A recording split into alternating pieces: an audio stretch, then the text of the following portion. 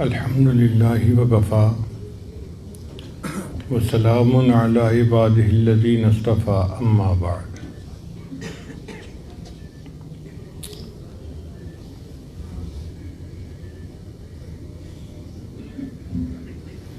جو بچہ پیدا ہوتا ہے تو وہ اپنی زندگی میں بہت کچھ سیکھتا ہے۔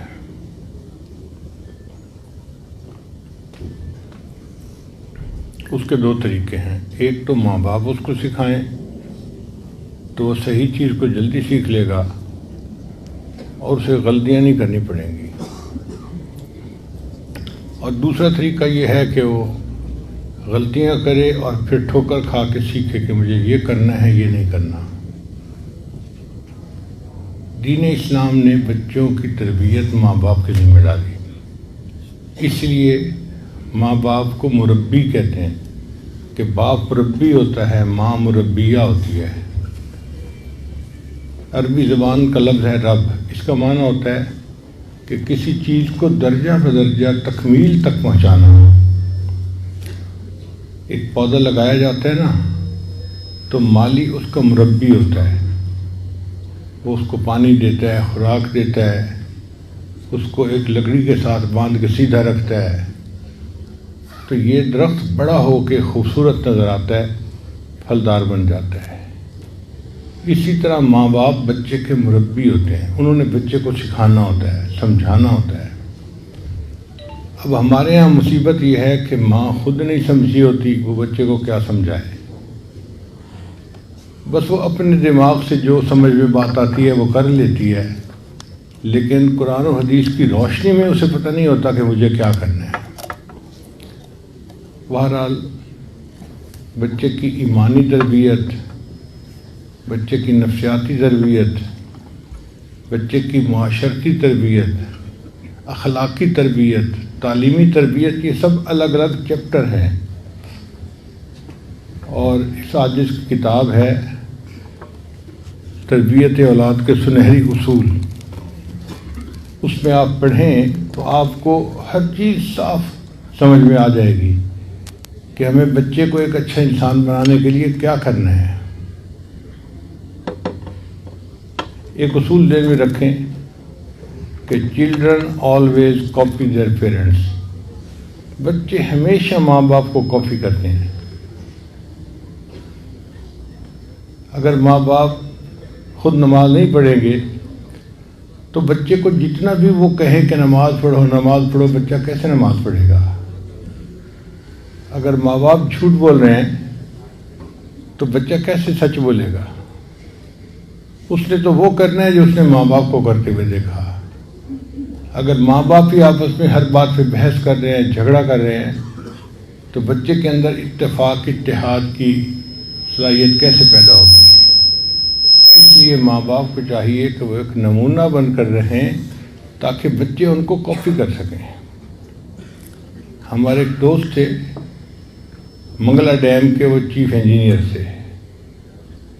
وہ اپنے بچے کا واقعہ سنانے لگے کہ 3 سال کا بچہ تھا میرا، تو میری عادت ہے کہ جب فون آتا ہے نا تو میں فون اٹھاتے ہی کہتا ہوں hello chief engineer Mangla speaking, تاکہ تعارف ہو کہ بول کون رہا ہے۔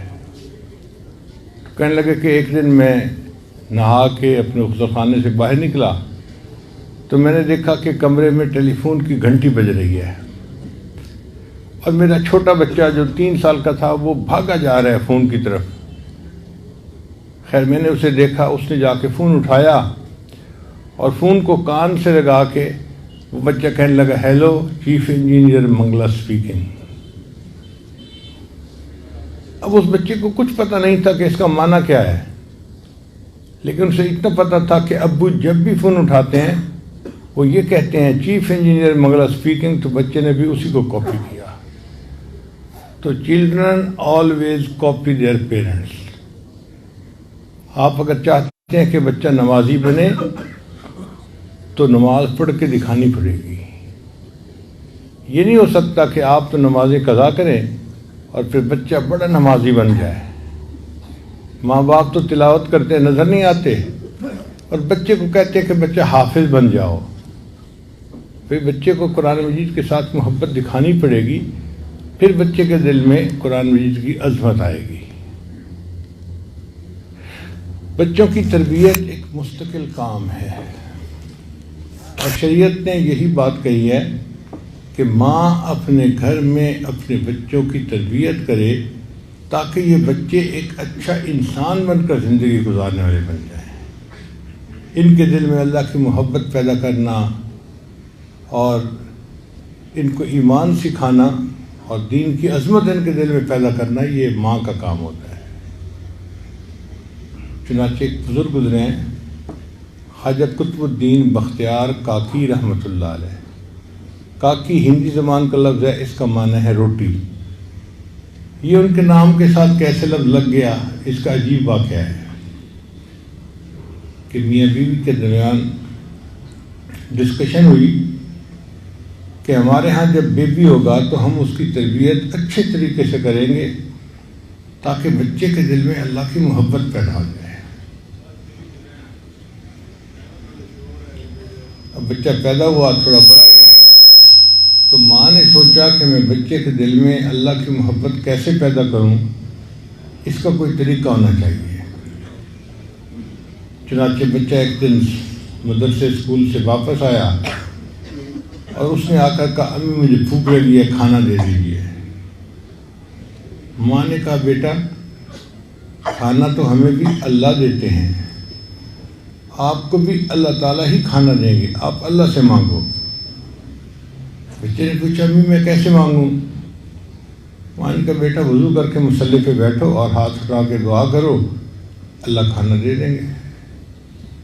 بچے نے وضو کیا، مصلی پہ بیٹھ کے ہاتھ اٹھائے، اللہ میں ابھی مدرسے سے آیا ہوں، تھکا ہوا بھی ہوں، بھوک بھی لگی ہوئی ہے، آپ میرے امی ابو کو کھانا دیتے ہیں، اللہ مجھے بھی کھانا دے دیجیے۔ دعا مانگ کے بچے نے ماں سے پوچھا امی اب کیا کرنا ہے؟ ماں نے روٹی بنا کر کمرے کے اندر چھپا دی تھی۔ ماں نے کہا بیٹا اللہ نے کھانا بھیجا ہوگا، کمرے میں جا کے تلاش کرو۔ چنانچہ بچہ کمرے میں گیا، تھوڑا ادھر ادھر سے چیزیں ہٹائیں، دیکھا تو ایک جگہ روٹی پکی پڑی تھی۔ ماں نے کہا دیکھا بیٹا اللہ نے روٹی بھیج دی تمہارے لیے، لو جی اب یہ روز کا معمول بن گیا۔ بچہ دعا مانگتا، ماں نے روٹی پہلے سے پکا کے رکھی ہوتی تھی، وہ مل جاتی اور بچہ بڑا خوش ہو جاتا کہ اللہ نے میری دعا قبول کی، مجھے کھانا بھیج دیا۔ اب روز بچہ جب کھانا کھاتا تو اس کے ذہن میں سوالات پیدا ہوتے، وہ ماں سے پوچھتا امی اللہ کتنے اچھے ہیں، امی اللہ کتنے بڑے ہیں، ہر کسی کو کھانا اللہ دیتے ہیں۔ ماں کہتی ہاں ہر کسی کو کھانا اللہ دیتے ہیں، اس کا مطلب ہے اللہ کے خزانے بہت بڑے ہیں، اللہ بہت پیارے ہیں، ہر کسی کے ساتھ اللہ مدد فرماتے ہیں اور اس کی مشکل کو دور کرتے ہیں۔ تو بچے کے دل میں اللہ کی محبت پیدا ہونی شروع ہو گئی۔ ماں بڑی خوش تھی کہ ہماری تدبیر کارگر رہی اور جو ہم چاہتے تھے کہ بچے کے دل میں اللہ کی محبت پیدا ہو وہ ہو رہی ہے۔ مگر اس دوران ایک عجیب واقعہ پیش آیا۔ رشتہ داروں میں کہیں کوئی نکاح کی تقریب تھی اور ماں کو جانا پڑ گیا۔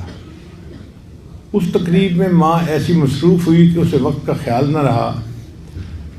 جب اس نے گھڑی دیکھی تو وقت تو بچے کا مدرسے سے آنے کا ہو چکا تھا، تو ماں کو بڑی پریشانی لاحق ہوئی، میرا بچہ گھر آ گیا ہوگا، اور اگر آج اس نے مصلی پہ بیٹھ کے دعا مانگی اور اسے کمرے میں پڑا ہوا کھانا نہ ملا تو بچے کا تو یقین خراب ہو جائے گا، میری اتنی عرصے کی محنت ضائع ہو جائے گی۔ اب ماں رو بھی رہی ہے اور دعائیں بھی مانگ رہی ہے اور تیزی سے گھر کی طرف چل رہی ہے۔ جب گھر پہنچی تو اس نے دیکھا کہ بچہ چارپائی پہ لیٹا سویا ہوا ہے۔ ماں نے شکر ادا کیا کہ چلو سو گیا ہے۔ اس نے جلدی سے روٹی پکائی، کمرے میں رکھی، واپس آ کے بچے کو جگایا، بیٹے تو مدرسے سے واپس آ گئے، تمہیں بھوک لگی ہوگی، اٹھو اللہ سے روٹی مانگو اور کھا لو۔ بیٹے نے کہا اماں جب میں آیا تھا نا اس وقت مجھے بہت بھوک لگی ہوئی تھی، تو اس وقت میں نے مصلی پہ بیٹھ کے کھانا اللہ سے کھانا مانگا تھا، اور یہ بھی کہا تھا کہ اللہ آج امی بھی گھر نہیں ہے، میں اکیلا ہوں، آپ مجھے کھانا دے دیجئے۔ پھر امی میں کمرے میں گیا تو وہاں مجھے ایک روٹی پڑی ہوئی ملی، میں نے وہ روٹی کھائی، جو مزہ آج اس روٹی میں آیا وہ اس سے پہلے کبھی نہیں آیا تھا۔ تو اللہ نے اس بچے کا یقین بنانے کے لیے غیب سے روٹی کا انتظام کر دیا، ان کے نام کے ساتھ لگ گیا قطب الدین بختیار کاکی رحمۃ اللہ علیہ۔ پھر یہ بچہ اتنے مضبوط ایمان والا اللہ کا ولی بنا کہ تاریخ کی کتابوں میں لکھا ہے کہ مغل بادشاہوں کا یہ پیر تھا، سارے مغل بادشاہ ان سے بیعت تھے، اور جب وقت کے بادشاہ بیعت ہو تو پھر عوام الناس کے کیا کہنے۔ تو لاکھوں مریدوں کے پیر یہ وہ بچہ ہے جس کی ماں نے بچپن میں تربیت دی تھی۔ ہم بھی اگر چاہتے ہیں کہ ہم اپنے بچے کی تربیت کریں تو بچپن ہی کا وقت ہے تربیت کرنے کا۔ کہتے ہیں کہ بچپن کی باتیں بچپن میں بھی بندے کو نہیں بھولا کرتی، کیونکہ وہ دل میں اتر جاتی ہیں۔ ہم نے بیرون ملک میں ایک بات عجیب دیکھی کہ پاکستانی نوجوان باہر ملک چلے جاتے ہیں، بہت جلدی شراب پینا شروع کر دیتے ہیں، بہت جلدی سور کا گوشت کھانا شروع کر دیتے ہیں، بہت جلدی بدکاری کا ارتکاب شروع کر دیتے ہیں، اس قسم کی برائیاں بہت جلدی اپنا لیتے ہیں، مگر وہ جتنے مرضی شرابی کبابی بن جائیں اسلام سے نہیں ہٹتے، اپنے آپ کو کہتے مسلمان ہیں۔ چنانچہ مجھے ایک بندہ ملا امریکہ میں نے پوچھا آپ کا نام کیا ہے؟ کہنے لگا میرا نام مو ہے۔ اب میں حیران کہ بھئی مو نام کیا ہے؟ تو پتہ چلا کہ ماں باپ نے نام محمد رکھا تھا، یہ چونکہ اب شرابی کبابی بن گیا یہاں آ کے، تو اسے اچھا نہیں لگتا تھا کہ مجھے شراب خانے میں کوئی محمد کے نام سے پکارے، تو اس نے لوگوں کو کہا جی میرا نام مو ہے۔ اب اس قدر غافل بندہ جو اپنا نام بھی مو کہلواتا ہے اور الٹے سیدھے کاموں میں لگا ہوا ہے، ایمان اس کے بھی دل میں ہے۔ میں نے اس سے بات چیت کی تو مجھے محسوس ہوا کہ ایمان تو اللہ پہ بڑا پکا ہے، ذرا ہٹنے کو تیار نہیں۔ تو پھر اندازہ ہوا کہ باقی عادتیں اس نے بڑے ہو کے سیکھی تھیں، شراب نہیں پینا، بدکاری نہیں کرنا، سور کا گوشت نہیں کھانا، جو اس نے خود سیکھی تھی اس نے آرام سے چھوڑ دی۔ اور جو بات بچپن میں ماں نے سکھائی تھی کہ بیٹا اللہ ہے جس نے کائنات کو پیدا کیا، جس نے دین کو بھیجا، یہ چونکہ بچپن میں ماں نے سکھائی تھی، یہ اتنی ڈیپ روٹڈ تھی کہ بچہ اس کو چھوڑنے کے لیے تیار نہیں تھا۔ چنانچہ ایک اور امریکن نوجوان تھا، اس کا عجیب و غریب واقعہ ہے کہ دفتر میں کام کرتا تھا تو اس کو دفتر کی ایک امریکن لڑکی پسند آ گئی، وہ بیچارہ اس کے عشق میں گرفتار ہو گیا۔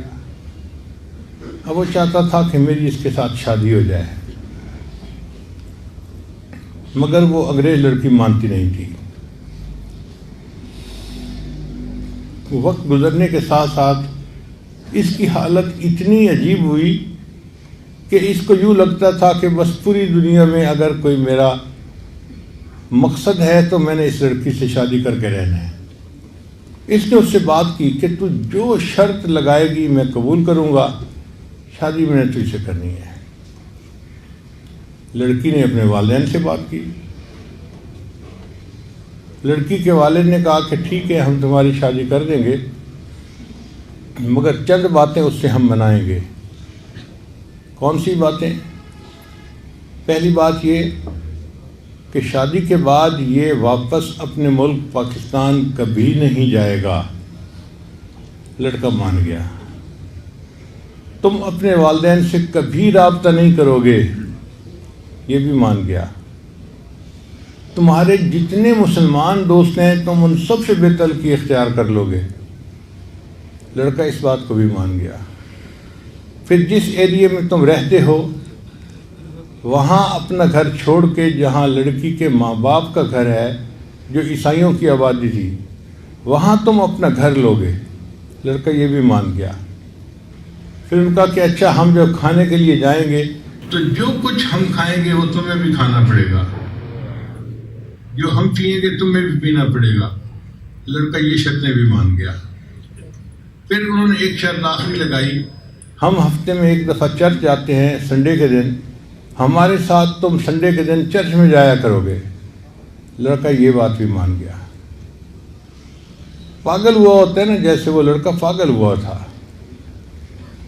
تو بہرحال لڑکی کے ماں باپ نے اجازت دے دی اور اس کی امریکن لڑکی سے شادی ہو گئی۔ شادی ہوتے ہی اس نے اپنا گھر بدلا اور اچانک غائب ہو گیا۔ نہ دوستوں کو پتا، نہ گھر والوں کو پتا کہ کہاں غائب ہو گیا ہے۔ بہت عرصہ گزر گیا، سمجھ ہی نہیں لگتی تھی۔ اللہ کی شان دیکھیں کہ 2 سال اس طرح یہ لڑکا غائب رہا۔ 2 سال کے بعد ایک دن امام صاحب مسجد میں فجر کی نماز کے لیے آئے تو انہوں نے دیکھا کہ یہ لڑکا بھی مسجد میں داخل ہوا اور اس نے فجر کی نماز پڑھی۔ پھر امام صاحب سے بات ہوئی تو امام صاحب نے کہا، بھئی کہاں غائب ہو گئے، 2 سال سے آپ کو دیکھا ہی نہیں، آج آپ اچانک برآمد ہو گئے ہیں کہیں سے۔ کہنے لگا جی میں مسجد کی بجائے کمرے میں بیٹھ کے سٹوری سناؤں گا۔ امام صاحب مسجد کے کمرے میں لے آئے۔ اس نے کہا جی کہ میرے اوپر ایسا غلبہ تھا اس لڑکی کا، عشق کا، کہ میں کہتا تھا کہ جو مرضی ہو جائے مجھے اس لڑکی سے شادی کرنی ہے۔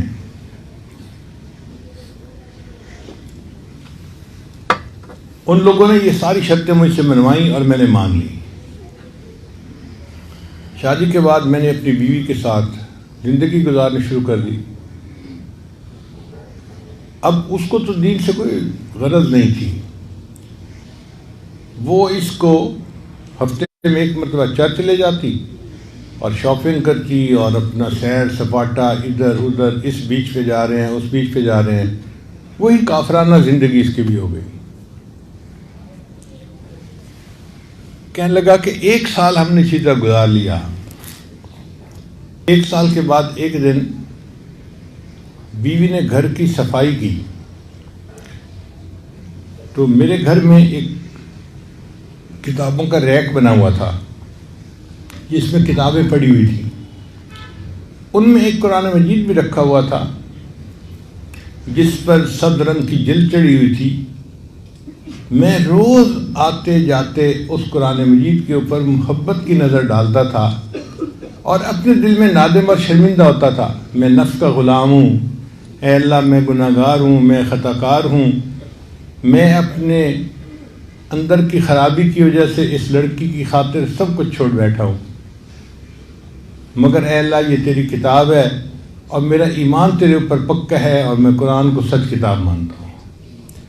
کہتا ہے یہ میرا روز کا معمول تھا، میں پڑھتا نہیں تھا قرآن، صرف آتے جاتے محبت کی ایک نظر ڈالتا تھا اور اپنے دل میں اپنے آپ کو مجرم سمجھتا تھا اور دعا کرتا تھا، اور میرے پاس ندامت کے سوا اور کچھ تھا بھی نہیں۔ ایک دن میں دفتر سے گھر آیا تو میری نظر پڑی تو وہاں وہ مجھے سب کتاب نظر نہیں آئی، تو میں نے بیوی سے پوچھا کہ ایک گرین کتاب یہاں پڑی ہوئی تھی وہ کہاں گئی؟ اس نے کہا میں نے گھر کی صفائی کی تھی اور وہ فالتو کتابیں جن کو نہ آپ پڑھتے ہیں نہ میں پڑھتی ہوں، میں نے ان سب کتابوں کو ٹریش کر دیا ہے۔ میں نے پوچھا کیا مطلب؟ کہنے لگی ان کو میں نے ٹریش کین کے اندر باہر پھینک دیا ہے۔ کہتے یہ سنتے ہی تو میرے جسم میں ایک کرنٹ سا دوڑ گیا، اللہ کی کتاب اور اس کو اس نے ٹریش کین کے اندر پھینک دیا۔ میں بھاگا ہوا گیا اور میں ٹریش کین سے قرآن مجید اٹھا کے لایا اور اسے چوما اور اسے واپس آ کر رکھا۔ اب میری بیوی ضد کر کے بیٹھ گئی، تم اس کتاب سے محبت کا کیوں اظہار کر رہے ہو؟ میں نے کہا یہ قرآن مجید اللہ کا کلام ہے۔ کہنے لگی اچھا ابھی تمہارے اندر مسلمانی کچھ باقی ہے؟ میں نے کہا ہاں، شادی تمہارے ساتھ کی ہے، اپنا ایمان تو میں نے تمہیں نہیں بیچا۔ وہ کہنے لگی اچھا یا قرآن کو اس گھر میں رکھو یا پھر مجھے اس گھر میں رکھو۔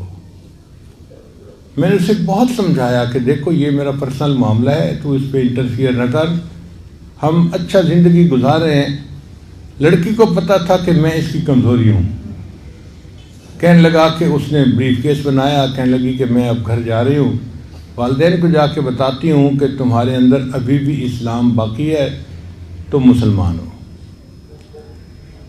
تو وہ تو اپنے ماں باپ کو بتانے چلی گئی، اور میں پھر اس کو چھوڑ کے مسجد میں آ گیا، اپنے رب کو منانے کے لیے آ گیا. اور جو قرآن مجید کی تھوڑی سی محبت اس بچے کے دل میں تھی، اس کی وجہ سے اللہ نے اس کا ایمان بچا لیا. پھر اس نے اپنی بیوی کو طلاق دے دی اور اسلامی زندگی کو دوبارہ اپنا لیا اور ایک اچھا مسلمان بن کے زندگی گزارنے لگ گیا. تو بچپن میں جو باتیں سیکھی ہوتی ہیں نا، وہ پھر بچپن میں بھی نہیں بھولا کرتی، ڈیپ روٹیڈ ہوتی ہیں. اس لیے بچپن میں بچے کی تربیت کرنا انتہائی ضروری کام ہے. ہمارے قریبی عالم تھے، وہ ایک مرتبہ انڈیا گئے. وہاں ایک بڑے عالم تھے، ان کے گھر میں ان عالم کے ایک بڑے بیٹے تھے جس کی عمر تقریباً 8-9 سال کی تھی. انہوں نے اس بچے کے ذمہ لگا دیا کہ بیٹا یہ مہمان ہے اور آپ نے ان کی مہمان نوازی کرنی ہے. وہ لڑکا اتنا سمجھدار تھا، وقت پہ ناشتہ لے آتا، وقت پہ کھانا لگاتا، پانی لے آتا، ہر چیز تیار. یہ نہا کے نکلتے تو ان کے لیے کپڑے تیار ہوتے، یہ کھانا کھاتے تو ان کے لیے ان کے جوتے پالش ہوتے. یہ بڑے حیران ہوتے کہ یہ بچہ بڑا سمجھدار ہے، ہر کام اپنے وقت پہ کرتا ہے اور اس کو پتہ ہے کہ مہمان نوازی کیسے کی جاتی ہے. مگر ایک بات انہوں نے دیکھی کہ وہ بچہ اپنا کام کر کے پھر چلا جاتا تھا، بیکار ان کے پاس بیٹھتا نہیں تھا، وقت نہیں دیتا تھا. اب یہ چاہتے تھے کہ مجھے لڑکا بات کا موقع دے تو میں پوچھوں کہ اس کی تربیت والدین نے کیسے کی ہے. مگر بچہ آتا، چیز رکھتا اور چلا جاتا. ایک دن جب اس نے آ کے کھانا رکھا تو بچہ واپس جا رہا تھا. وہ کہتے ہیں کہ میں نے جلدی میں اس بچے سے کویسچن کیا، بیٹا بتاؤ تم سب سے بڑے ہو؟ تو جیسے ہی میں نے اس سے کویسچن پوچھا نا، بچہ بتاؤ تم سب سے بڑے ہو، تو بچہ میری یہ بات سن کے کھڑا ہو گیا اور شرما کے دیوار کے ساتھ لگا اور مجھے کہنے لگا کہ انکل سچی بات تو یہ ہے اللہ سب سے بڑے ہیں، ہاں بہن بھائیوں میں میری عمر زیادہ ہے. اب دیکھیں ماں باپ نے کیسی تربیت کی تھی کہ بچے نے اتنی چھوٹی سی بات کو بھی جو ہے نا وہ نوٹ کر لیا کہ انکل سچی بات تو یہ ہے اللہ سب سے بڑے ہیں، ہاں بہن بھائیوں میں میری عمر زیادہ ہے. تو بچے کی تربیت کی دی جائے تو بچے کی شخصیت پھر اس کے حساب سے بنتی ہے. اب اس بارے میں 12 اصول ہیں، آج میں آپ کے سامنے ان کے بارے میں کچھ عرض کر دوں گا. پہلا اصول تو یہ کہ بچوں کے لیے دعائیں کرنا، چونکہ ماں باپ کی دعائیں بچوں کے حق میں اللہ اس طرح قبول کرتے ہیں جس طرح اپنے اولیاء کی دعاؤں کو قبول کیا جاتا ہے. تو ماں جیسی بھی ہو بچوں کے لیے دعا کرتی رہے گا. مجھے آج بھی یاد ہے کہ بہت چھوٹی عمر تھی میری، 2 سال 3 سال کی عمر ہوگی. یہ وہ وقت تھا جب میں اپنی والدہ کے ساتھ بستر پہ اکٹھا سوتا تھا. تو کئی مرتبہ رات کو میری آنکھ کھلتی تو میں دیکھتا کہ والدہ بستر پہ نہیں ہے، تو میں اٹھ کے بیٹھ جاتا تھا.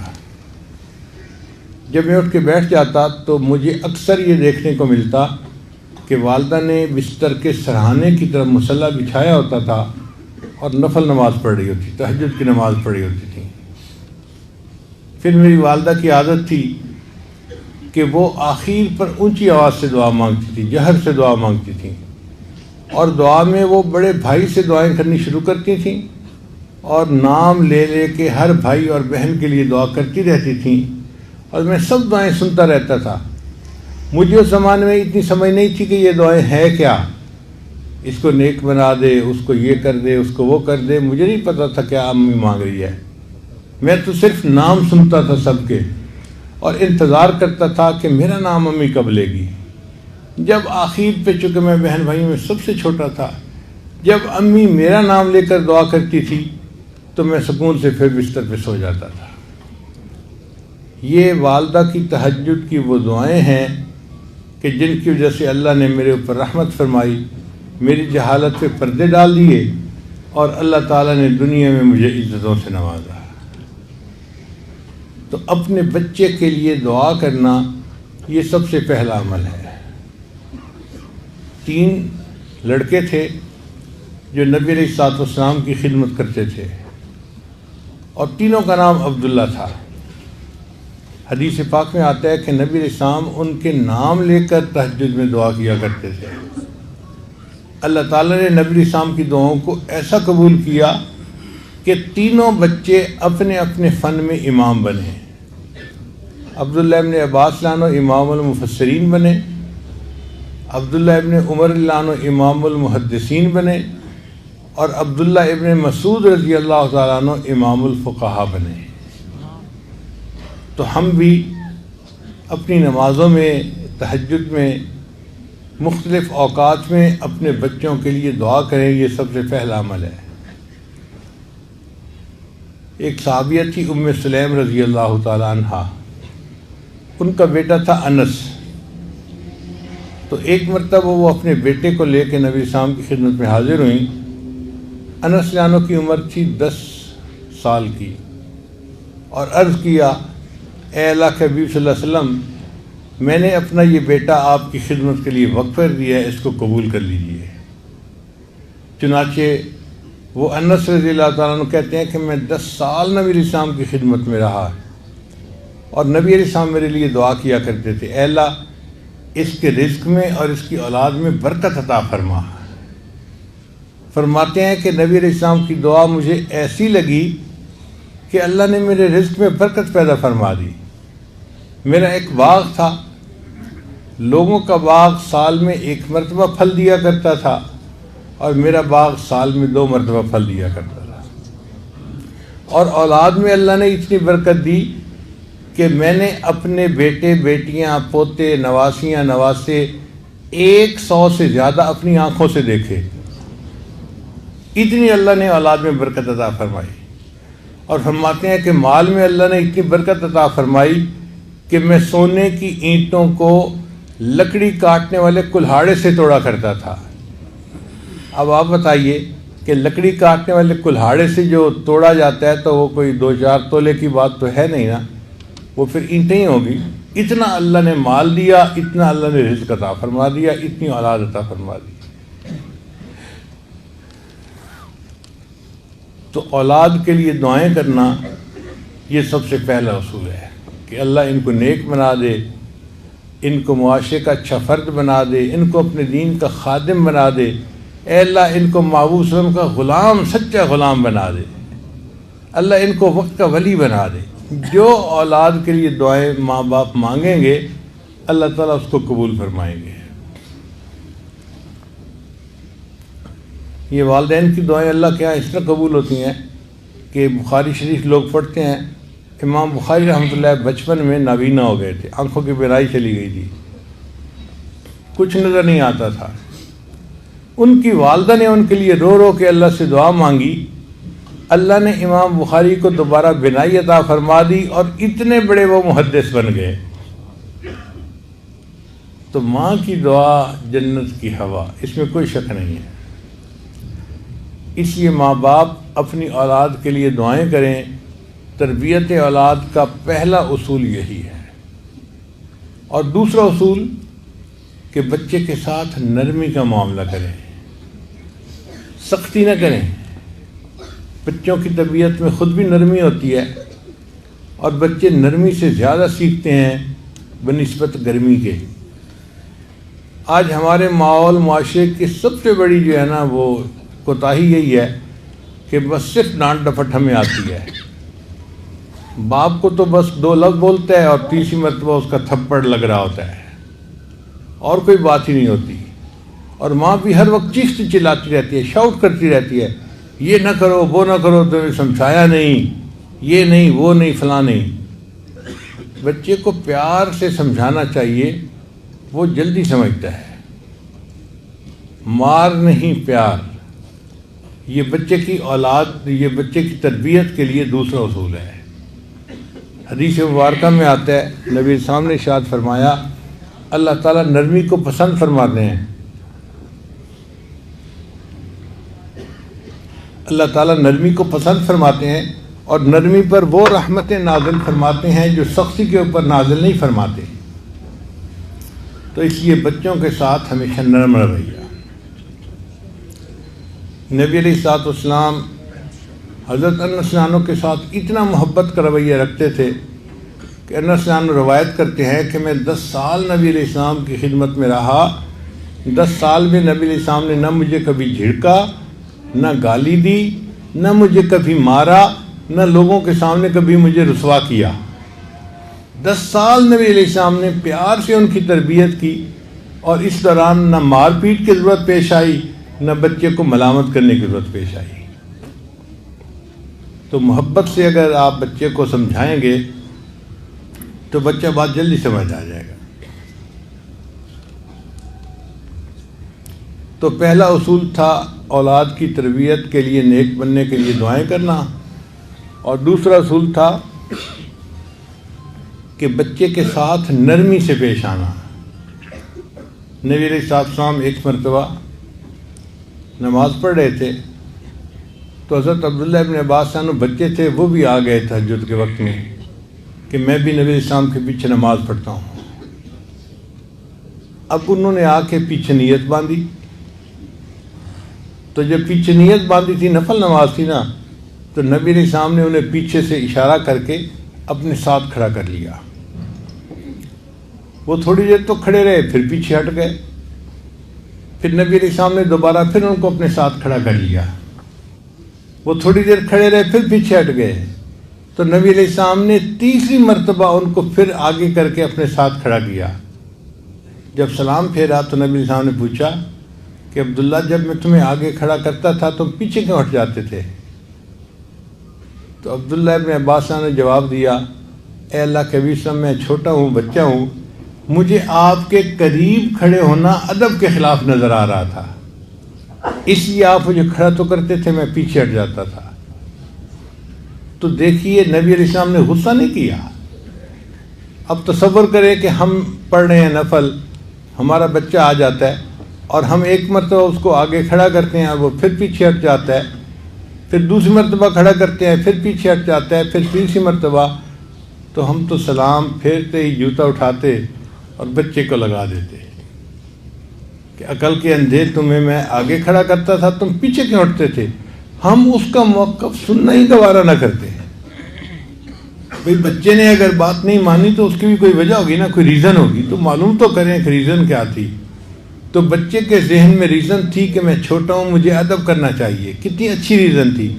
تو نبی علیہ السلام نے غصہ نہیں کیا، ان کو سمجھا دیا کہ تمہیں وہیں کھڑا ہونا چاہیے تھا جہاں میں نے کھڑا کیا تھا۔ تو شفقت سے، نرمی سے، پیار سے بچے جلدی سمجھ جاتے ہیں۔ ایک بچہ تھا، اس کو اس کے والد نے ایک بار سمجھایا کہ بیٹا، نبی علیہ الصلوۃ والسلام کا نام نامی، اسم گرامی تم نے وضو کے بغیر نہیں لینا۔ اور بچے نے دل میں ارادہ کر لیا کہ میں نبی علیہ السلام کا نام وضو کے بغیر نہیں لوں گا۔ اور وہ چھوٹا سا بچہ تھا، اور جب بھی نبی علیہ السلام کا نام لینا ہوتا وہ وضو کے ساتھ نام لیتا تھا۔ نام بچے کا احمد تھا۔ ایک دن عجیب معاملہ پیش آیا۔ بزم ادب تھی اسکول میں، اور اس میں ڈپٹی کمشنر نے آنا تھا۔ تو اسلامیات کے جو ٹیچر تھے انہوں نے کچھ نعتیں سکھائی تھی بچوں کو۔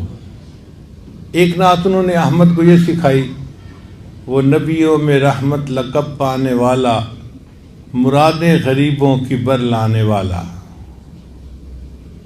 بچے نے نعت تو اچھی یاد کی اور وہ پڑھ بھی بڑے شوق سے رہا تھا، لیکن موقع پہ جب پڑھنے لگا تو بچے نے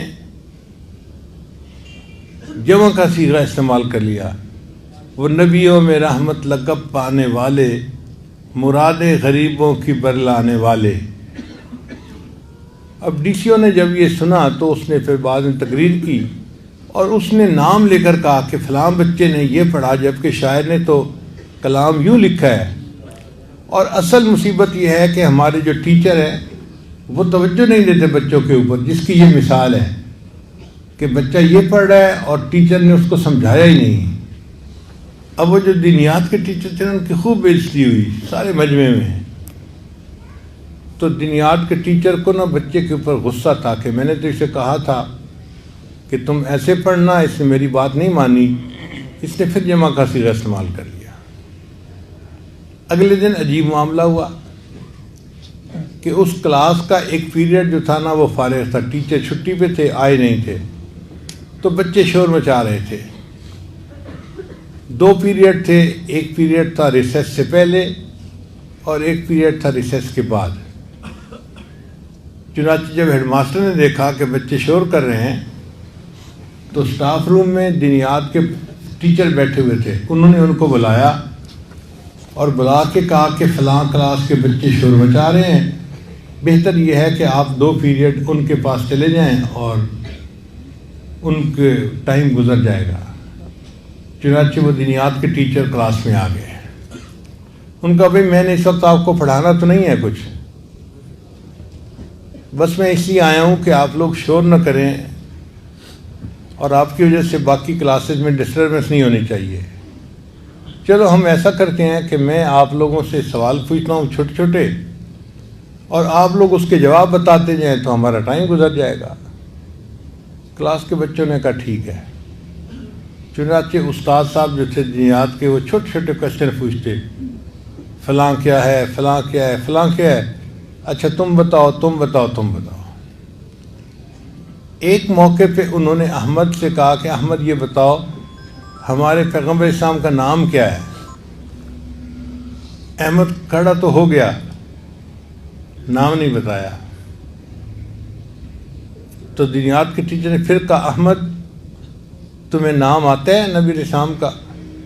اس نے سر ہلا کے کہا جی آتا ہے۔ تو احمد بتاؤ کیا نام ہے؟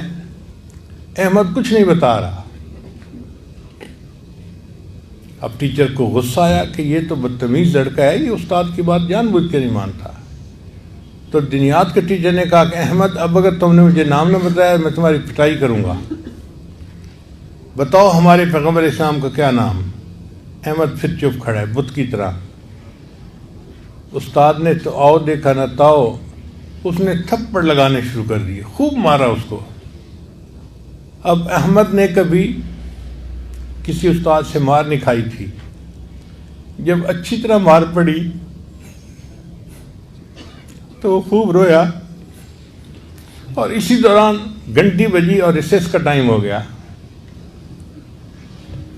تو ٹیچر نے کہا اچھا احمد میں ریسیس کے بعد آؤں گا اور میں دیکھوں گا کہ تم پیغمبر اسلام کا نام کیسے نہیں بتاتے، اور میں اب ڈنڈا لے کے آؤں گا اور تمہاری ڈنڈے سے پٹائی کروں گا۔ کلاس کے سارے بچے ریسیس کے لیے چلے گئے اور ان میں سے ہر بچہ احمد کو بڑی ہمدردی کی نظر سے دیکھ رہا تھا کہ اس کو تو اتنی انفارمیشنز ہیں دینیات کی، اور اس بچے کو اتنی مار پڑی اور یہ نبی اسلام کا نام ہے، نامی اسم گرامی کیوں نہیں بتا رہا۔ جب سب بچے چلے گئے تو احمد بھی اٹھا اور باہر جا کر اس نے اپنا چہرہ دھویا، ہاتھ دھوئے اور واپس آ کے اپنے جگہ کے اوپر بیٹھ گیا۔ جب ریسیس ختم ہوئی تو دینیات کے ٹیچر پھر آئے اور انہوں نے آتے ہی احمد کو کھڑا کیا اور کہا کہ بتاؤ نبی اسلام کا کیا نام؟ احمد نے بتا دیا کہ ہمارے پیغمبر اسلام کا نام محمد صلی اللہ علیہ وسلم۔ اب دینیات کے ٹیچر کو حیرت ہوئی کہ اس نے اتنی مار کھائی اور پہلے نہیں بتایا اور اب آرام سے اٹھ کے نام بتا دیا ہے۔ تو اب انہوں نے ذرا محبت سے قریب آ کے احمد کے سر پہ ہاتھ رکھا اور پھر پوچھا کہ احمد پیارے بچے بتاؤ تم نے پہلے نام کیوں نہیں بتایا تھا؟ تو جب انہوں نے شفقت سے پوچھا تو اس وقت احمد نے بتایا کہ سر مجھے نام تو پہلے بھی آتا تھا لیکن اس وقت میرا وضو نہیں تھا، اور میں نے اپنے والد سے یہ سنا تھا کہ نبی علیہ السلام کا نام وضو کے بغیر نہیں لینا۔ میں نے مار تو کھا لی، میں نے نام نہیں لیا۔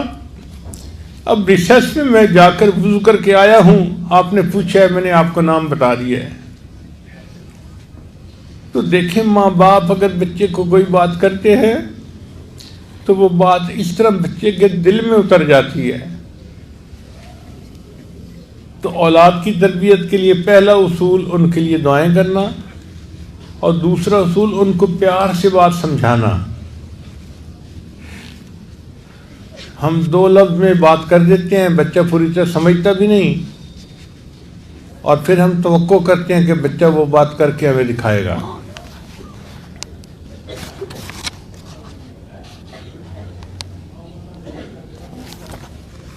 پھر تیسرا اصول کہ مناسب وقت پہ بات کرنا۔ ہم عام طور پر بے وقت باتیں کرتے ہیں،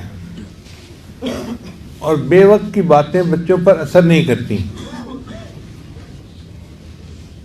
بر وقت بات سونے کی ڈلیوں کی مانند ہوتی ہے۔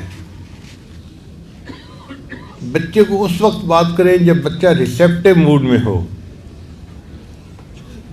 چنانچہ 4 اوقات ایسے ہیں کہ جب بچہ ریسیپٹیو موڈ میں ہوتا ہے، اس کو جو بات کی جائے وہ جلدی قبول کرتا ہے۔ ان میں سے پہلا وقت جب بچہ گاڑی میں بیٹھتا ہے نا، سواری پہ سوار ہوتا ہے، تو اس وقت بچہ لرننگ موڈ میں چلا جاتا ہے۔ اس لیے گاڑی میں بیٹھتے ہی بچے سوال پوچھنا شروع کر دیتے ہیں، ابو یہ کیسے، امی وہ کیسے، اور ہم اس وقت ان کو ڈانٹ ڈپٹ کرتے ہیں، چپ رہو، کیا باتیں کرتے ہو۔ وہ وقت بڑا قیمتی وقت ہوتا ہے۔ اس وقت بچے کو کوئی بھی بات کہیں وہ بچے کے ذہن میں اتر جاتی ہے، بچے کے دل میں نقش ہو جاتی ہے۔ اور حدیث پاک سے بھی یہ بات ثابت ہے۔ ایک صحابی عنہ فرماتے ہیں کہ میں نبی علیہ السلام کے پیچھے اونٹ پہ سوار تھا، تو نبی علیہ السلام نے فرمایا، یا ولد احفظ اللہ یحفظک، احفظ اللہ تجدہ تجاہک۔ یا غلام، اے بچے، تو اللہ کو ہر وقت دل میں رکھ، اپنے اللہ کو ہر وقت اپنے سامنے پائے گا۔ تو نبی علیہ السلام نے ایسے وقت میں یہ بات کی کہ جب بچہ سواری پہ سوار تھا۔ ہم بھی اس وقت کے لیے نصیحتیں تیار کر کے رکھا کریں پہلے سے، کہ بچے نے گاڑی میں بیٹھنے اور ہم سے پوچھنے، اور ہم اس وقت یہ نصیحت کریں گے۔ جب بچہ نصیحت سننے کے موڈ میں ہو، اس وقت نصیحت کریں گے تو وہ نصیحت کو قبول کرے گا۔ ہم نصیحت اس وقت کرتے ہیں جب بچے فائٹ اینڈ فلائٹ موڈ میں ہوتے ہیں۔ کئی مرتبہ موڈ ایسا ہوتا ہے نا کہ بچہ بحث کرنے کے موڈ میں ہوتا ہے، یا بچہ ایسے موڈ میں ہوتا ہے کہ مجھ سے بات نہ کرو، مجھے تنگ مت کرو، ڈونٹ ڈسٹرب کا موڈ ہوتا ہے۔ اس کو کہتے ہیں فائٹ اور فلائٹ موڈ۔ اب بچہ اس موڈ میں ہے اور ماں اس وقت اس کو نصیحتیں بیٹھی کر رہی ہے، تو بچے کے سر کے اوپر سے نصیحتیں گزر جاتی ہیں، ذرا فائدہ نہیں ہوتا۔ تو 4 اوقات جن میں بچے بات کو جلدی قبول کرتے ہیں۔ ایک وقت جب بچے گاڑی میں سوار ہوتے ہیں تو وہ لرننگ موڈ میں آ جاتے ہیں، اور دوسری بات بچے جب رات کو سونے لگتے ہیں تو لیٹتے ہی وہ لرننگ موڈ میں آ جاتے ہیں۔ اسی وجہ سے بہت سارے بچے اپنے ماں باپ کو کہتے ہیں امی کو اسٹوری سنائیں، اور ماں باپ جان چھڑاتے ہیں کیا یہ اس وقت جو ہے ہمیں تنگ کر رہا ہے، اور بچے کو کئی مائیں مرغی کی اسٹوری سنا رہی ہوتی ہیں، کئی مائیں چھپکلی کی اسٹوری سنا رہی ہوتی ہیں۔ ان کو اس وقت احساس ہی نہیں ہوتا کہ یہ اتنا قیمتی وقت تھا۔ ہم اس کو نبی علیہ السلام کے واقعات سنائیں، ہم قصص النبیین پڑھ کے وہ واقعات سنائیں تو بچے کے دل میں یہ باتیں نقش ہو جائیں گی۔ اور تیسرا وقت ہوتا ہے دسترخوان پہ کھانے کا وقت۔ اکثر بچے اس وقت بھی بہت سوال پوچھتے ہیں، اور ماں باپ ان کو جھڑک کے چپ کروا دیتے ہیں۔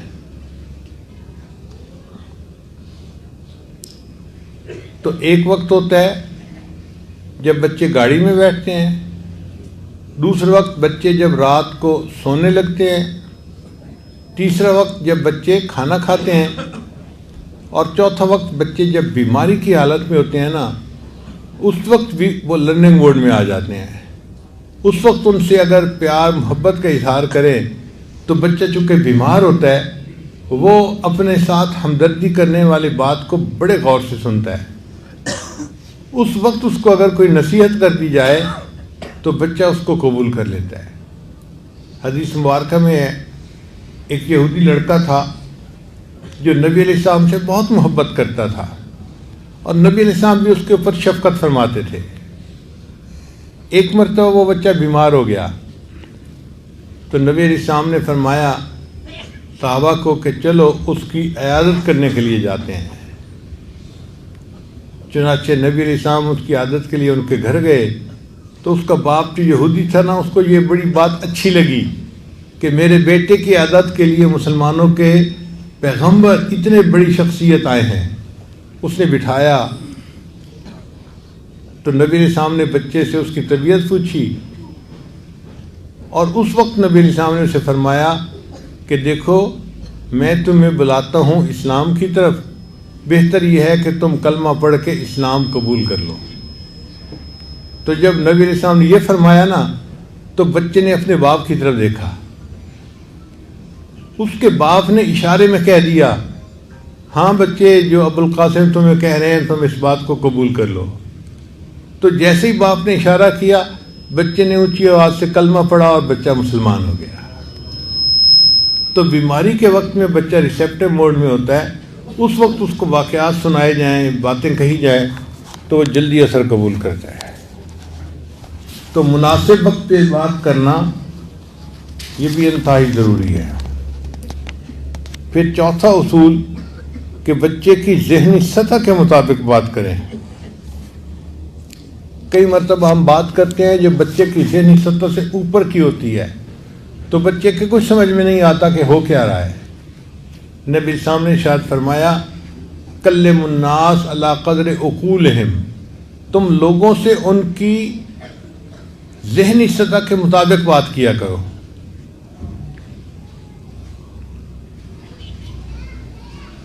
چنانچہ جب صحابہ کرام غزوہ بدر کے لیے چلے تو بدر کے میدان میں پہنچ کے انہوں نے ایک جگہ پڑاؤ کیا۔ اب صحابہ کرام یہ معلوم کرنا چاہتے تھے کہ کافروں کی تعداد کا اندازہ ہو کہ وہ کتنی ہے۔ تو نبی علیہ السلام نے چند صحابہ کو بھیجا کہ جاؤ اور دشمن کی تعداد کا اندازہ کر کے آؤ۔ وہ صحابہ گئے تو مجمع بڑا سا، پتہ نہیں چلتا تھا کتنی تعداد ہے۔ ایک لڑکا تھا جو بکریاں چراتا پکڑا گیا اور وہ کافروں کے ساتھ ہی رہ رہا تھا۔ تو صحابہ کرام اس کو بلا کے لائے، اس سے پوچھتے کہ بھئی کتنی تعداد ہے؟ وہ کبھی 200 بتاتا، کبھی 500 بتاتا، کبھی 700 بتاتا، کبھی کچھ کبھی کچھ۔ صحابہ کرام کو غصہ آیا تو ایک صحابی نے اس کے 2-4 تھپڑ بھی لگائے، سختی کی۔ پھر وہ اس کو نبی علیہ السلام کے پاس لے کر آئے تو نبی علیہ السلام نے جب اس سے پوچھا تو اس نے وہی جواب دیا، کبھی 500 کہتا، کبھی 700 کہتا، کبھی کچھ کہتا، کبھی کچھ۔ تو نبی علیہ السلام سمجھ گئے کہ یہ بچہ ہے اور چھوٹا ہے، اور چھوٹے بچے کے لیے اتنے بڑے مجمع کی تعداد کا اندازہ لگانا مشکل کام ہے۔ تو اللہ کے محبوب صلی اللہ علیہ وسلم کی حکمت عملی دیکھیے کہ نبی علیہ السلام نے اس سے یہ سوال کیا، اچھا یہ بتاؤ کہ یہ لوگ کھانے کے لیے ایک وقت میں کتنے جانور ذبح کرتے ہیں؟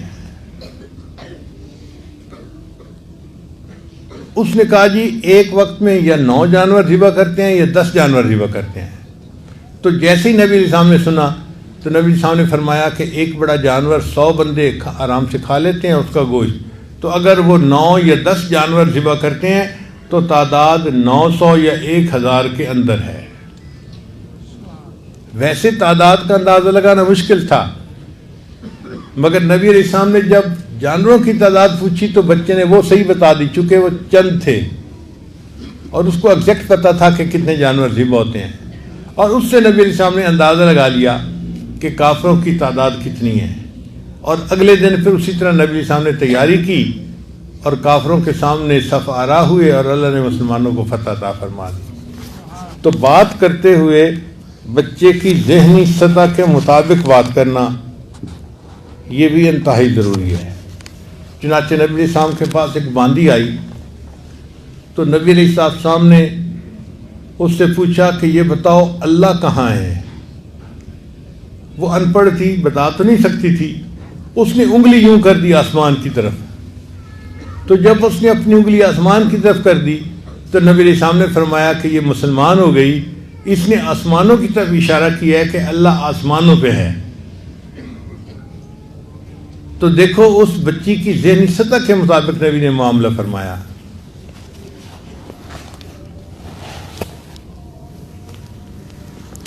ایک مرتبہ ایک حبشن لڑکی تھی، اس نے کپڑے بڑے خوبصورت پہنے ہوئے تھے، وہ نبی علیہ السلام کے سامنے آئی تو نبی علیہ السلام نے اس کو سلام لیا اور پھر فرمایا کہ تیرے کپڑے بڑے ثنا ہیں۔ حبشی زبان میں ثنا کہتے ہیں خوبصورت کو، تو نبی علیہ السلام نے حبشہ کی زبان میں گفتگو فرمائی، یعنی حبشہ کی زبان کا لفظ استعمال فرمایا۔ وہ بچی اس لفظ کو سن کے اتنی خوش ہوئی کہ وہ واپس اپنے والدین کے پاس گئی اور اس نے جا کے یہ واقعہ سنایا۔ تو اللہ کے محبوب صلی اللہ علیہ وسلم نے حبشہ کی زبان کا لفظ استعمال کر کے بتا دیا کہ بات بچے کو ایسی کرو کہ اس کی ذہنی سطح کے مطابق ہو، بچہ اس کو سمجھ سکے اور اس پر ریسپونڈ کر سکے۔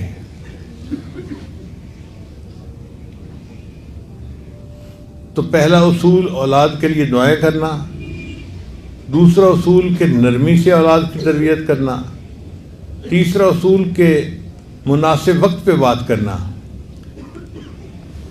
اور چوتھا اصول کہ ان کی ذہنی سطح کے مطابق بات کرنا، اور پانچواں اصول کہ واضح بات کرنا۔ ہم کئی مرتبہ بچے کو بات کہہ تو دیتے ہیں مگر انسٹرکشنز کلیئر نہیں ہوتی تو بچے کو سمجھ نہیں ہوتی کہ مجھے اب کیا کرنا ہے، وہ کنفیوز ہی رہتا ہے کہ میں نے یہ کرنا ہے یا یہ کرنا ہے۔ نبی علیہ السلام کی عادت مبارکہ تھی کہ آپ صلی اللہ علیہ وسلم بچوں کو جب کوئی بات کرتے تھے تو بہت دو ٹوک الفاظ میں واضح طور پہ بات کرتے تھے تاکہ بچہ انڈرسٹینڈ کرے کہ مجھے کیا کہا جا رہا ہے اور پھر اس کے مطابق وہ عمل کر سکے۔ پھر چھٹا اصول کہ بچوں کو واقعات سنائیں۔ مثلاً آپ بچے کو حافظ بنانا چاہتے ہیں تو صرف اتنا کہہ دینا کہ بچے حافظ بن جاؤ کافی نہیں ہے، حفاظ کے واقعات سنائیں۔ فلاں حافظ تھا، ایسے حافظ بنا، فلاں حافظ تھا، اتنا قرآن پڑھتا تھا۔ بچہ جتنا واقعات سنتا جائے گا نا اس کے اندر اس کام کو کرنے کا جذبہ بڑھتا چلا جائے گا۔ تو یہ انڈائریکٹ طریقہ ہے بچے کو ترغیب دینے کا۔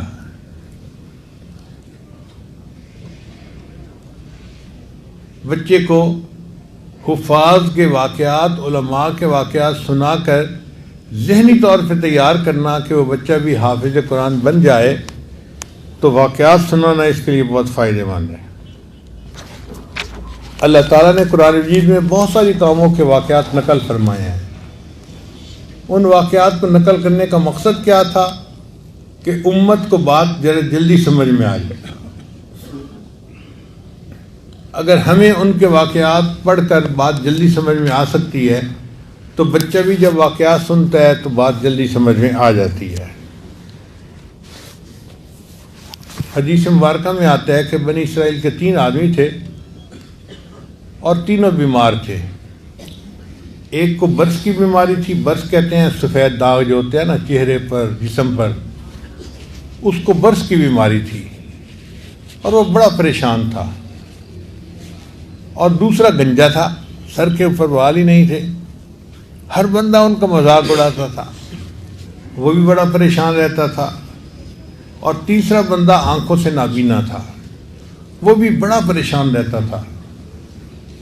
ایک آدمی برس والے بندے کے پاس گیا اور اس کو جا کے اس نے پوچھا، بھائی آپ کا کوئی مسئلہ؟ اس نے کہا، یار کیا بتاؤں، چہرے پہ سفید داغ ہیں، ہر بندہ مجھے ملامت کی نظر سے دیکھتا ہے، جیسے ہم کہتے ہیں جی شکل پھٹ گئی۔ تو برس والے لوگوں کو اکثر اسی طرح کے لوگ تانے دیتے ہیں، تو مجھے تو ہر بندہ تانے دیتا ہے، میں تو محفل میں جا ہی نہیں سکتا، بیٹھ ہی نہیں سکتا، ذلت کی زندگی گزار رہا ہوں۔ دعا کرو کہ اللہ برس کی مرض کو ختم کر دے اور مجھے اللہ تعالیٰ رزق میں آسانی کر دے۔ چنانچہ اس نے دعا کر دی، اللہ نے اس بندے کی دعا سے مرض کی بیماری بھی ختم کر دی اور اس کو ایک اونٹنی عطا کر دی، اور اونٹنی کی نسل اتنی بڑی کہ وہ سینکڑوں اونٹنیوں کے ریوڑ کا مالک بن گیا۔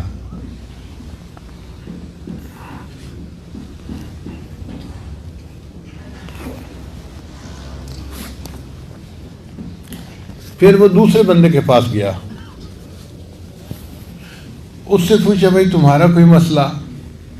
اس نے کہا یار میں تو فارغ البال آدمی ہوں، سر پہ بال نہیں ہیں، جہاں مجلس میں جا کے بیٹھتا ہوں ہر کوئی میرے گنجے پن کی باتیں کرنی شروع کر دیتا ہے، اور میرے پاس رزق کی بھی کمی ہے۔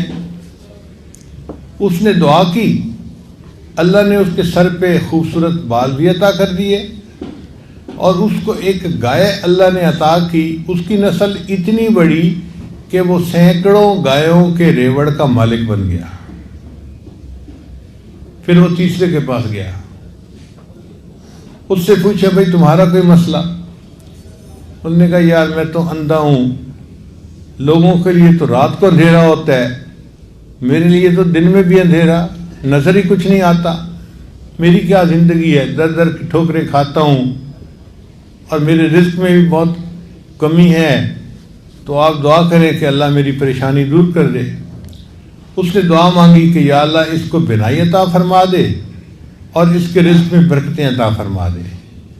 اللہ نے اس کی بینائی بھی ٹھیک کر دی اور اس کو ایک بکری عطا فرمائی، اور بکری کی نسل اتنی بڑھی کہ وہ سینکڑوں بکریوں کے ریوڑ کا مالک بن گیا۔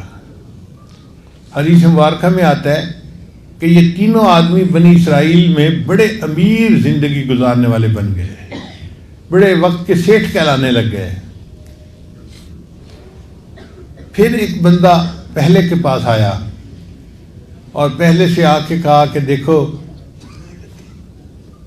آپ کو اللہ نے اتنا رزق دیا ہے، اتنی عزت دی ہے، ایک وقت تھا آپ کے پاس کچھ بھی نہیں تھا، آج اتنا کچھ اللہ نے آپ کو دے دیا، اس اللہ کے نام پہ آپ مجھے بھی کچھ دے دو۔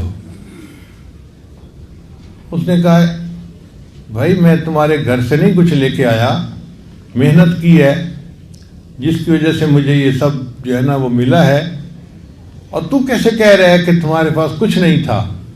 آج کے بعد اگر یہ بات کی تو دیکھو میں تمہاری زبان کھینچ لوں گا۔ اس نے کہا یار مجھ سے ناراض نہ ہو، بس تم جیسے تھے اللہ تمہیں ویسا کر دے۔ لو جی اس بندے کی برس کی بیماری پھر واپس آ گئی، اور اس کے جانوروں میں ایسا وائرس پھیلا، بیماری پھیلی کہ سارے جانور مر گئے، جیسا پہلا تھا ویسا ہی بن گیا۔ پھر یہ بندہ دوسرے کے پاس گیا اور اس سے بھی جا کے یہی سوال کیا کہ میں فقیر ہوں اور اللہ کے نام پہ مانگنے آیا ہوں، تو بھائی اللہ کے نام پہ کچھ دے دو، جس اللہ نے آپ کو سب کچھ دیا، ایک وقت تھا آپ کے پاس کچھ بھی نہیں تھا، آج اتنا اللہ نے آپ کو دیا ہے۔ اس کو بھی اس پہ غصہ آ گیا، میں بھی امیر، میرا باپ بھی امیر تھا، میرا دادا بھی امیر تھا، ہم تو جدی پشتی امیر ہیں، نیک ہیں، اچھے لوگ ہیں، تو کیسے کہتا ہے کہ تمہارے پاس کچھ نہیں تھا؟ آج کے بعد تم نے ایسی باتیں کی تو میں تمہیں زندہ نہیں چھوڑوں گا۔ جب اس نے غصہ کیا نا، اس بندے نے کہا اچھا بھائی مجھ پہ غصہ نہ کرو، تم جیسے تھے اللہ تمہیں ویسا ہی کر دے۔ دعا قبول ہوئی، جتنی گائیں تھیں سب مر گئیں اور سر کے جو بال تھے وہ بھی سارے صاف ہو گئے، پھر دوبارہ گنجا بن گیا۔ پھر وہ تیسرے کے پاس گیا اور تیسرے کے پاس جا کر کہا کہ بھائی میں ایک فقیر محتاج ہوں، اللہ کے نام پہ مانگنے آیا ہوں، ایک وقت تھا تمہارے پاس تو کچھ نہیں تھا، اللہ نے تمہیں سب کچھ دیا، تو مجھے بھی اللہ کے نام پہ دے دو۔ جب اس نے یہ بات کہی نا تو وہ بندہ جو ہے اس کی آنکھوں میں آنسو آ گئے. کہنے لگا یار تم بالکل سچ کہہ رہے ہو. ایک وقت تھا میں اندھا تھا, ایک وقت تھا میرے پاس کچھ مال نہیں تھا, میں پھوٹی کوڑی کو ترستا تھا.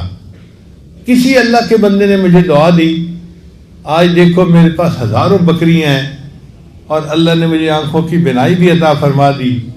تم اس اللہ کے نام پر مانگنے میرے پاس آئے ہو, جتنا تمہارا دل چاہے تو میری بکریوں میں سے لے جاؤ اللہ کے نام پہ.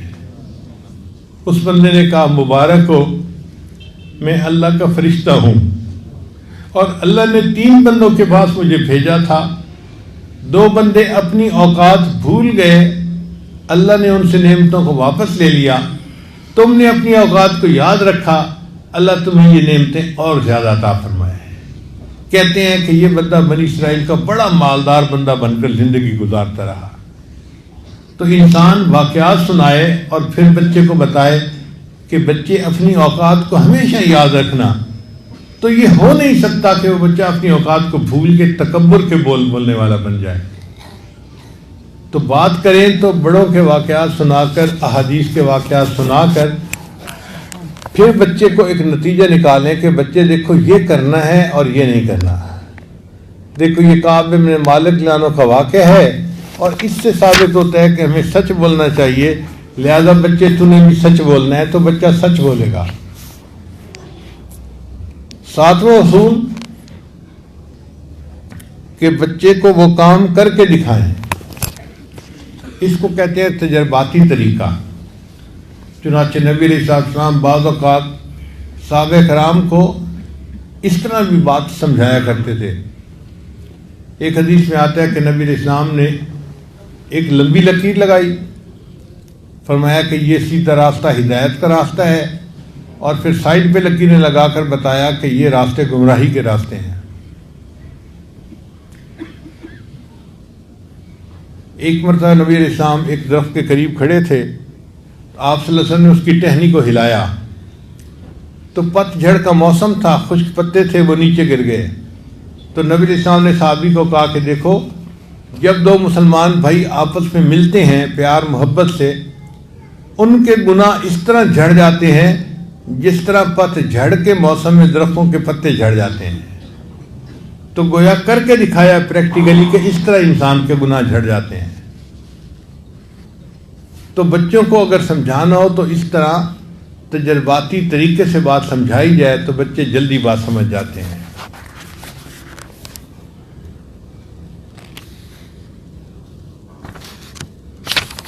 پھر بچے کے نیک کام میں بچے کی معاونت کرنا. مثلا اگر بچے کو باپ نے کہا ہے کہ جی نماز پابندی سے پڑھنی ہے, تو ماں کو چاہیے کہ وہ بچے کو اپنے وقت پہ جگائے, وضو کروائے اور مصلی پہ اس کو کھڑا کرے تاکہ بچہ آسانی سے نماز پڑھ سکے. صرف زبان سے انسٹرکشن دے دینا کہ تم نے فجر کی نماز پڑھنی ہے یہ کافی نہیں ہوتا. اس نیک کام میں بچے کی معاونت بھی کرنی چاہیے, اور یہ معاونت ماں باپ نے کرنی ہوتی ہے.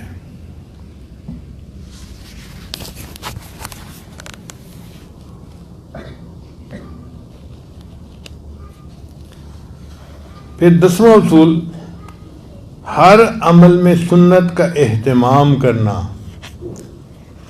اللہ تعالیٰ نے ہمارے اوپر احسان فرمایا کہ ہمیں نبی علیہ الصلوۃ والسلام کی ایسی شخصیت عطا فرمائی جو زندگی کے ہر موڑ پر, ہر قدم پر ہمارے لیے ایک بہترین نمونہ ہے.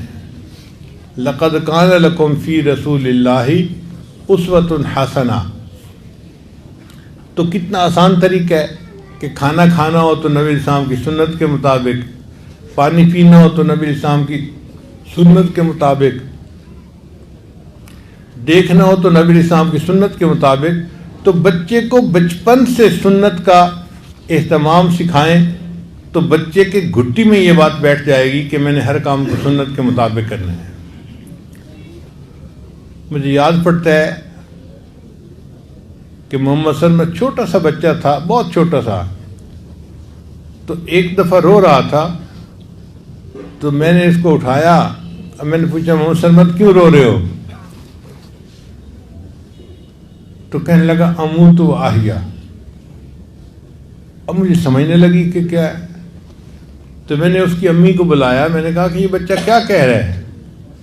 کہنے لگی اس کو نیند آ رہی ہے اور چونکہ سوتے وقت میں اس کو سنت دعا پڑھواتی ہوں اللہم باسمک اموت و احیا، تو اس نے نیند کا نام اموت و احیا رکھا ہوا ہے. جب سونا ہوتا ہے میرے پاس آ کے کہتے ہیں امی اموت و احیا. ایک مرتبہ میں کھڑا تھا تو ہم اس وقت اوپر کی سٹوری پہ رہ رہے تھے، کسی جگہ گئے ہوئے تھے اور اوپر کی سٹوری پہ ہماری رہائش تھی. تو محمد سرمد میرے پاس آیا اور کہتے دادا ابو سبحان اللہ. اب میں سمجھ نہیں رہا کہ یہ سبحان اللہ کیوں کہہ رہا ہے. پھر میں نے اس کی والدہ کو بلا کے کہا کہ یہ کیا کہہ رہا ہے مجھے سبحان اللہ سبحان اللہ. اس نے کہا جی یہ سیڑھیوں سے نیچے اترنا چاہتا ہے، کیونکہ سیڑھی سے نیچے اترتے ہوئے ہر قدم پہ سبحان اللہ پڑھی جاتی ہے، تو اس نے سیڑھی سے نیچے اترنے کا نام ہی سبحان اللہ پڑھا. ایک دفعہ میں اپنے کمرے سے باہر نکلا. محمد سلمان بہت چھوٹا تھا. وہ رو رہا ہے اور کام کرنے والی جو گھر میں ایک خاتون تھی وہ اس کو اپنی گود میں لے کے بیٹھی ہے. تو مجھے بڑی حیرت ہوئی کہ یہ کام کرنے والی اس کو چپ بھی نہیں کروا رہی اور بچہ روئے جا رہا ہے. تو میں نے پوچھا کہ یہ بچہ کیوں رو رہا ہے. تو ابھی اس نے مجھے عورت نے کوئی جواب نہیں دیا تھا کہ محمد سلمان کی والدہ آ گئی. اس نے دیکھا کہ وہ کام کرنے والی عورت اس بچے کو جوتا پہنا رہی تھی اور بایاں جوتا پہلے پہنا رہی تھی اور بچہ پہننا نہیں چاہتا تھا. اب وہ زبردستی پہنا رہی تھی، بچہ پہننا نہیں چاہتا تھا اور بچہ رو رہا تھا. تو جب اس کی والدہ نے دیکھا تو اس نے اسے کہا کہ نہیں، یہ بچہ بایاں جوتا پہلے نہیں پہنے گا، اس کو دایاں جوتا پہناؤ پھر یہ چپ کر کے پہن لے گا. چنانچہ کام کرنے والی نے جیسے ہی بایاں اس کو جوتا پہنایا، بچے نے خاموشی سے جوتا پہن لیا، اس لیے کہ اس کی ایک عادت بنی ہوئی تھی ایسا کرنے کی. تو بچپن سے اگر بچے کو سنت کا اہتمام سکھائیں گے تو یہ عادت گھٹی میں پڑ جائے گی اور بچے کی تربیت میں آسانی ہو جائے گی.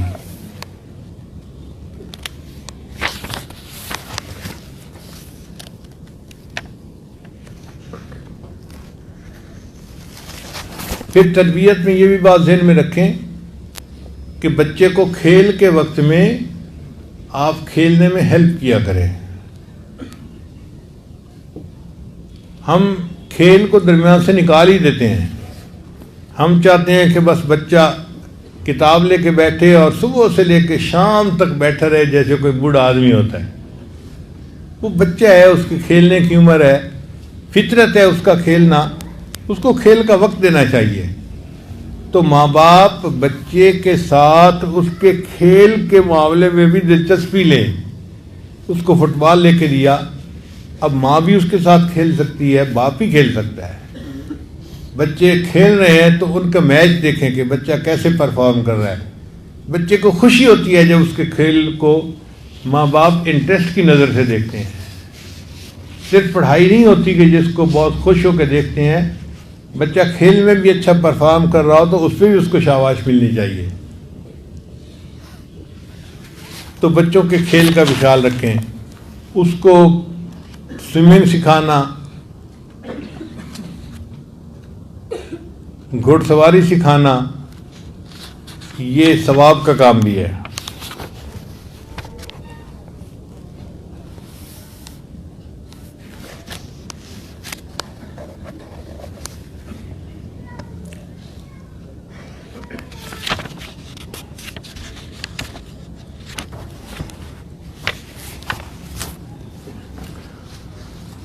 تو یہ 12 اصول تھے کہ جن کو اگر ہم سامنے رکھیں تو اس سے انشاءاللہ اولاد کی تربیت اچھی ہوگی. اللہ تعالی ہمارے بچوں کو اچھا انسان بنائے اور ہم جو اپنے آپ کو بڑا سمجھتے ہیں اللہ تعالی ہمیں بھی سمجھ عطا فرمائے اور ہمیں اپنی پوری زندگی شریعت و سنت کے مطابق کرنے کی توفیق عطا فرمائے. وآخر دعوانا ان الحمد للہ رب العالمین. دعا سے پہلے توبہ کے کلمات پڑھیں گے. تو آپ سچی نیت دل میں کر لیجئے اور ان کلمات کو اس عاجز کے ساتھ ساتھ پڑھتے جائیے. پڑھیے بسم اللہ الرحمن الرحیم. لا الہ الا اللہ محمد الرسول اللہ.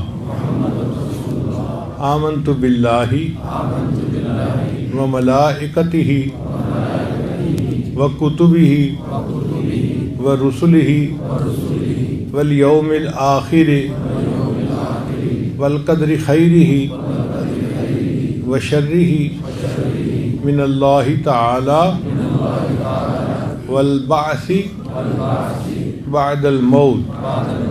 آمنت باللہ کما ہوا باسمائہ و صفاتہ وقبلت جمیع احکامہ اقرار باللسان